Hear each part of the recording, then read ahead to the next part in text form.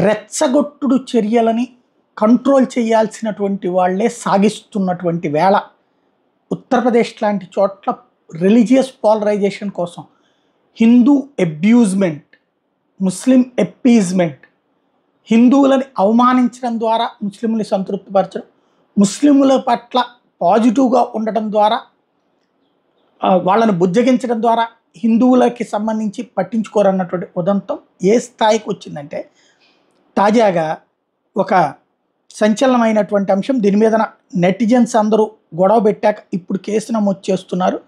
ఏంటంటే ఈ బక్రీద్ కోసమని తీసుకొచ్చినటువంటి ఒక జంతువుకి ఇలా రామ్ అన్నటువంటిది మెన్షన్ చేస్తూ సాగించినటువంటి వైనం. దీంతో ఇప్పుడు పెద్ద ఎత్తున చర్చనీయాంశమైంది. ఈ అంశం మీద, ఈ ఉదంతం మీద కేసు నమోదు చేశారు. ఎందుకు ఇలా చేస్తున్నారు అన్నట్టు దాని మీద ఇన్వెస్టిగేట్ చేస్తున్నారు.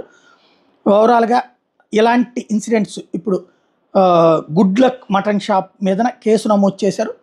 ప్రాథమికంగా ఎవరిని రెచ్చగొట్టడం కోసం ఈ చర్యలు చేస్తున్నారని దర్యాప్తు చేస్తున్నారు.